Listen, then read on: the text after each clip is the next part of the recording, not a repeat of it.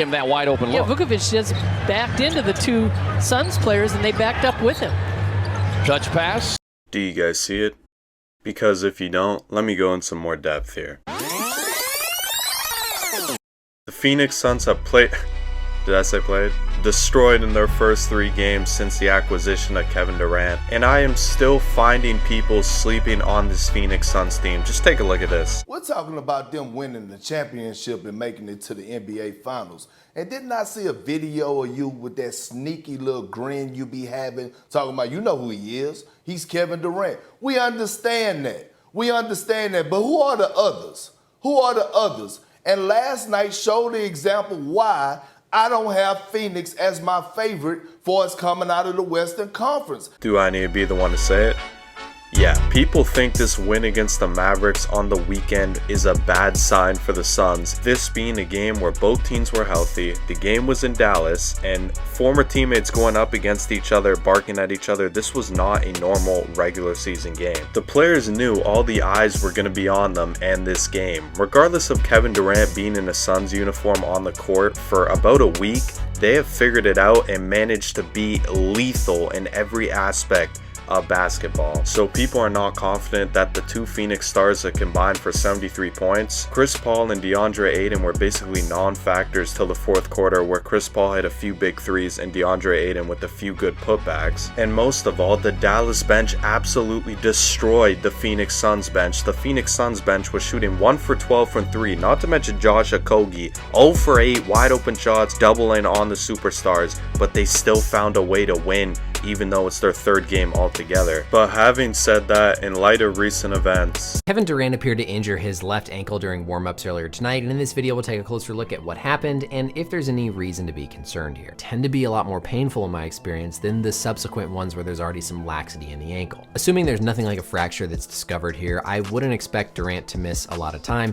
but it wouldn't surprise me at all if he is out for at least a couple of games while the swelling calms down and he's able to regain some of the strength and control in his foot. I think there's definitely a role in wearing ankle braces and taping your ankles when you have previous sprains, so that'll be a key part for Durant going forward. So while media reports and analysts are saying 6 weeks, he'll be out for the whole season, maybe miss the start of the playoffs, an actual doctor who was spot on with Chris Paul's thumb injury and Booker's injury last year in the playoffs says in his professional opinion that it's a small ankle injury with a bit of swelling till it wears off, and it should be no longer than 2-3 weeks max. And for me, I'm not going to let this change the topic of the video, because we know Kevin Durant, he's came back from bigger injuries and he doesn't need to be 100% of himself for the Suns to get through the rest of the season with the high seed and get to their eventual goal, the finals. Even in the odd case without Kevin Durant, last night was a prime example that they can still beat some of these lower caliber teams with ease. I just don't see how any team, especially in the Western Conference, can beat this Phoenix Suns team in a 7-game series. I don't. But if you guys are new to the channel, my name is Coast and I make a lot of videos related to basketball and other stuff like games too, if you want to check out. I really do appreciate all the support we've been getting from the Discord. We almost have 1,000 members,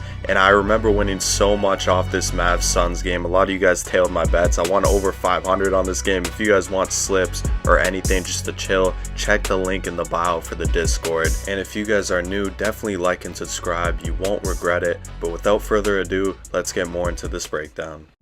Can I just point out, Kevin Durant's plus minus in the first 3 games with the Suns is plus 46, and the first 2 games he was on severe minute restriction. This is how valuable he is to this team. Also, when's the last time you've seen Devin Booker even drop 30 points 3 games in a row? Yeah, he can do that with ease now because Kevin Durant's spacing allows him to go one-on-one, especially on the post with some of these smaller guys. He can absolutely cook in that mid-range with CP3 also spacing. And what we've seen in these first 3 games is you don't even have to let Chris Paul and DeAndre Ayton be themselves. They can be a shell of themselves and they'll still win with 2 superstars and whoever the 5th guy in the lineup is hitting corner threes wide open, because they got at least someone eventually when the coverages stack up and the game slows down, leading to the playoffs. But my main consensus here is that I don't see any glaring weaknesses with this Suns team. You can talk about whoever the 5th guy is daring them to shoot, especially in the playoffs, which is what Dallas did for most of the game with Josh Okogie. They got lucky with that. And or the Suns bench not being that deep, which I don't really agree with. This bench has produced at a high level before, especially in the playoffs. But I why I've been constantly saying this. The only thing this trade did was replace Mikal Bridges as one of the greatest scorers of all time and a bench player, Cam Johnson, with TJ Warren, who can definitely replace him to some degree, and Jay Crowder did not play, so why does this matter? Even if you want to bring up these minor issues, these are not glaring problems of the team. This will not hurt them in the playoffs, especially in a Western Conference where I think their bench is deeper than Denver. I really do. I think they got more pieces, especially after they got rid of Bones Island. Not to mention how important coaching is, which they have that. A coach who's been to the finals and seems to put great lineups together. CP3 and Aiden, that pick and roll mastery. Kevin Durant can play with a bunch of bench players because he's just that good of a talent. He can make them better or score himself and they'll be fine. And if you were to even take one of these players away, I still think they'd have a great chance to win it all because they gel so well together. I feel like this team fits Kevin Durant more than even the Warriors did. There was always talks about Kevin Durant in the past about not playing with the ball dominant point guards, such as even Curry.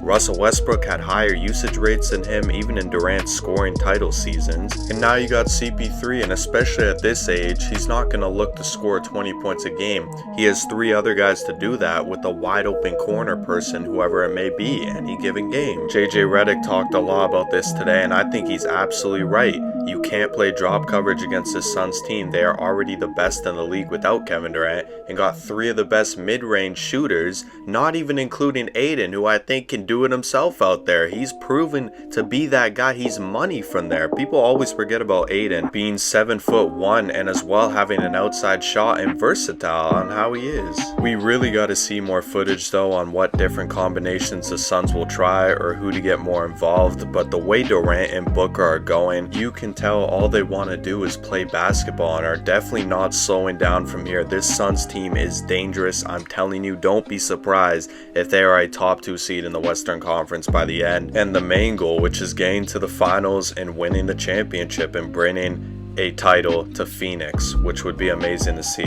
I know most of you are awake, but if you are the Lone Rangers who still don't believe and see greatness when you watch this Phoenix Suns team play, then you're just living under a rock and you're gonna have to see this story unfold the hard way. I'm sorry to tell you. But yeah, guys, I really don't got too much more to say. I just didn't agree with the narratives put out that you should be less confident in the Suns for having a close game, which it could have gone to any team. The Mavs are not a bad team at all. But if you guys disagree with me or enjoyed this video, let me know in the comments below. I'll definitely respond to all you guys. I appreciate all the support you've been giving me. Man, I'm so hyped for the rest of the season. Kevin Durant is the GOAT, the best in the world in my opinion. But I hope you guys have a good one, man.